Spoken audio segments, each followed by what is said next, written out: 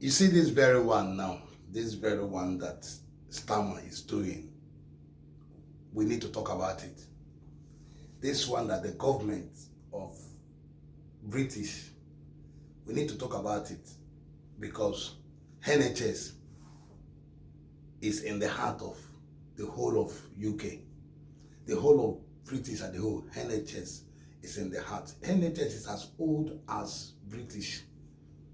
Because from this history, from the time it started, how it has helped, what it has participated both in the war, First War, Second War, Third World War, NHS has been there. So NHS is as old as British. I know British is older than it, but it's as old as British. That is just what I mean. And if scrapping NHS, taking NHS away, so what will happen to as many people who depend on NHS, like free drugs? There are a lot of people who cannot afford drugs. NHS is helping them, giving them free drugs, helping to give people treatment. I'm telling you, and that's why they have a lot of load on them. What NHS is doing, so many countries are not doing it. If you want to talk Nigeria have health center, have a health center from the government, and this thing. But when you go to look Jaraba, or if you want to look Jaraba, you go to health center in Lagos Island. If you see population, they are helping. They are helping. At least they are. But what is only happening there? The registration fees is very cheap. But what is happening there is that the doctors, they don't. If you see the way they pack them, they are only same people that give them money. If you don't give them money, you will not be seen. And sometimes when they manage to see you, they write drugs for you. They need you to go and buy in a particular place where they used to have percentage from. If you don't have that money to buy that drug, they will not. They will not. But in NHS will give you drugs for you, and you still have means of getting that drugs even if you don't have money to buy. There's people that pay for drugs here. I'm not saying everybody is free, but a lot of people are on free drugs. Why some people pay for it? Those people that can afford, that pay for it. If you are not qualified, there are people that are qualified. Like people that are not working. If you are not working and you're on job seekers, you are qualified for health treatment. All those kind of things. How would they benefit? How people benefit from NHS? If NHS is being scrapped, then now it goes into the private hands of the private. It become private hospital, private. I know how much private are taking just to treat somebody. I know how much I did in treating myself in one private hospital. The only thing that helped me was because during that time, the money of that thing was not as cost as it was now. When I went to check it, I said, oh, the treatment is costly. You see the amount now. This is now, I can't do it. How much they collect from people, private sectors, hospitals in this country, how much they collect. So, and those kind of things, when you go to NHS, you have help. NHS is helping a lot of British, and this is the most reason why, if donations are being called, you see people donating because they want NHS standard, because NHS would help both international and people inside, both international and local people inside, both the citizens. If you are coming from outside of the country, and even if you don't have emergency, you can go there and they will see you, give you the necessary treatment, help you. I remember even when I was there, when I was admitted, even the food I was eating, they bought it for me and said, eat. You see, give you food to eat before they treat you. You understand me? Despite that, there's a lot of debt, I understand. There's a lot of debt that the government are owing because of NHS, and there are a lot of things that should be done. There are still ways that NHS can still get the amount of budget that they need to take care of the necessity things of the hospital. NHS can still do it, because there's a lot of people now. When I was looking on employment, I say a lot of a lot of employment they are doing for apprentice. So that means they need workers. Now, to maintain the worker, there are ways that NHS can also get help, just like the way they help people. If they put a donation that people, taxpayers, people should donate, people will donate. Donation alone, they can raise NHS, they can tell the country this is the amount they need to raise money for NHS, for the NHS to do something, and the country will all tax ourselves and raise the money. Yeah, for NHS, we'll raise the money for NHS.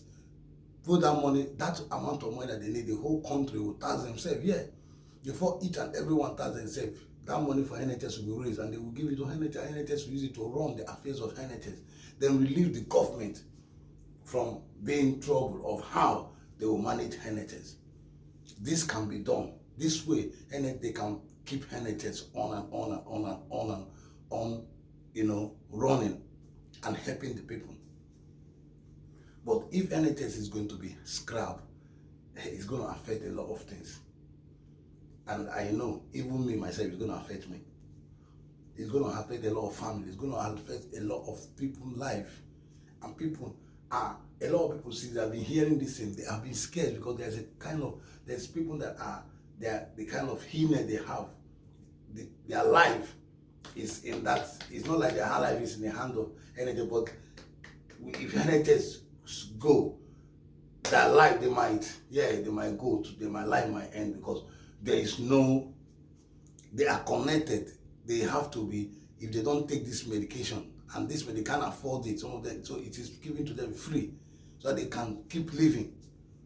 There's a lot of people who have a kind of bad illness that we are not praying that God should use it, but those people that need to be kept alive. They need to keep living. NHS is helping a lot of people. So you guys know the reason why you are trying to scrap NHS, and you say that if you scrapping NHS, it is going to help NHS to function very well. If you say you want to privatize it, put it on private. Let me not speak English. Make it private.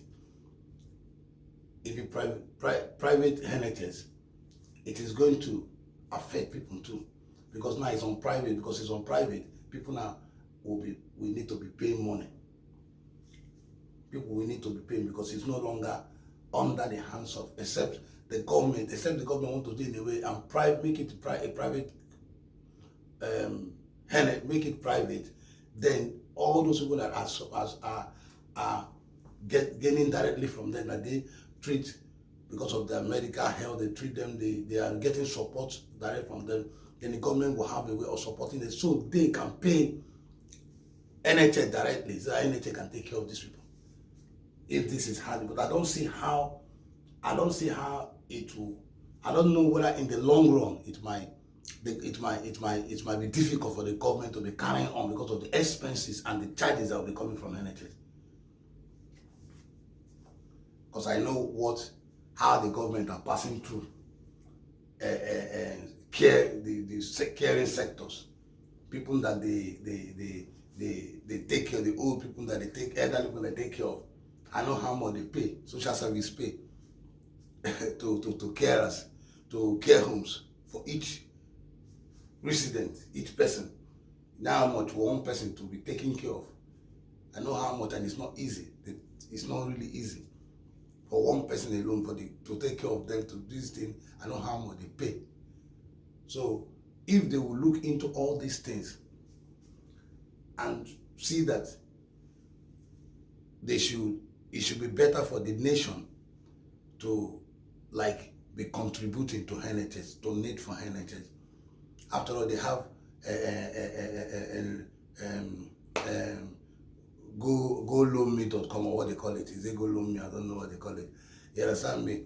They have all those people. If they can do those people and people can donate, why can't we donate for NHS? Or GoFundMe. We can't go. I'm just telling you an example that if GoFundMe, so they can open a donation, steady donation section for NHS, just like the way they donate for they donate for the Red Cross Society, for people that that goes out there for humanitarian and humanitarian. They have their side, will donate for them. So we can do NHS like that by donating to NHS. Maybe every year they donate this money for NHS. Every year they this money for NHS. Every year they donate. So that NHS can continue running the affairs of NHS and maintaining it. And every other work they want to do, they can do it, relieving the government and stopping the doctors from striking, not striking, because it's long time ago. It has never happened. It is in this decade that nurses are striking, that doctors are striking, juniors, seniors, everybody demanding for money, even railway line striking. All these things does not. These are historical, powerful historical part of the UK's. The railway is history, is part of the UK history. NHS is part of the UK history. That's why I say these people are as old as this. You talk of the railway started in so decade of years. Talk of when NHS started, the woman that started, how it goes, how it helped community, the history of how it started up to where it is, just like Tesco. There's a lot of history in London here. They are part and growth of London. That is why it will be bad to scrap them, because when you scrap, the history of that thing will be dead. Think of the history of NHS. What of the future children that are coming, that are unborn children that will want to hear the history of NHS, will want to see how, there was the NHS, not for them to come and hear there was NHS and they didn't see it again. All these countries that used to take away the history of their country for the future generation who comes up, only hear it but did not see it. What England is doing, keeping all the memory of those things are very good. It has helped generation to generation to generation to generation without people telling them and they could not see it. Just like if they tell them of London Bridge, they go to London Bridge and see it live. This is London Bridge. Everything that was still there was just, they're only maintaining it. The bridge is still the same way it was in decades of years, only maintaining. You talk of the go to the zoo. So many historical things which I will not mention. There's a lot of things which, if you call it, you will go there, you will see it. And not when somebody called NHS and the children will say, where is the NHS? We have seen this, we see this, we have seen the zoo, we have seen the museum, we have seen history, we have seen the Queen, this thing, but what about the NHS? We are not seeing it. So what will you tell them? You will tell them that you scrap the NHS when it is for them to see it. It's a big excuse. Let's not think of scrapping the NHS, but let's think of building the NHS, helping them to solve their problem by listening to a lot of people who has good opinion that if you gather them, the NHS will become what is it, and they will be able to take care of people. But for now, what do you think? If you're in UK, what do you think? If you're not in UK and you know you're benefiting from the NHS, what do you think? Should NHS be scrapped or be helped to group to continue helping the people and maintaining solving their problem by helping them? For my own suggestion, I believe that if we contribute, everybody contribute every single year and give to NHS, it will help them to run the affairs of NHS. But everybody have his own ideas. So what do you think? Drop yours on my comment section and I will see. But for now, let's see what they are saying concerning the NHS. To make sure we've got an appropriate timetable that enables us to do the things that we need to do in a timely way, but also safeguards the ambitious legislative programme that has already been set out. She is right to talk about the importance of social care. She says, where is the urgency? The urgency was to be found with the immediate steps the Chancellor took on coming into office to stabilise the finances of my department with an immediate release of funding. It came with the budget that delivered £26 billion extra for the Department for Health and Social Care, and the protected funding specifically for social care, and the boost in spending power for local authorities. The urgency came with the biggest expansion of carers allowance since the 1970s. The urgency came with £86 million increase in the disabled facilities grant, not just for the next year, but released in January for the remainder of this financial year. And the urgency is reflected in the Employment Rights Bill, which makes provision for fair pay agreements to deal with the workforce crisis, and will work with employers and trade unions to prepare for that legislation, and the introduction of fair pay agreements is already underway. I do regret that we've not convened cross-party talks. That's genuinely due to practicalities on the part of a number of parties involved. We will be in touch over the next week to make arrangements for Baroness Casey to engage with parties across the House. Dr. Simon Offer. So there we have the Health Secretary, Wes Streeting, who is taking questions in the Commons after that announcement that the government is to abolish the arm's length body NHS England. During his statement, he talked about how the reforms would reverse what he called the 2012 top-down reorganisation of the NHS, which created, he said, burdensome layers of bureaucracy without any clear lines of accountability. He said, this is the final nail in the coffin of the disastrous 2012 reorganisation, which led to the longest waiting times, lowest patient satisfaction, and the most expensive NHS in history. When money is so tight, we can't justify such a complex bureaucracy with two organisations doing the same jobs. Let's quickly get some reaction to this from our chief political correspondent, Henry Zepman, who is at Westminster. Henry, what do you make of the announcement that the government has made today?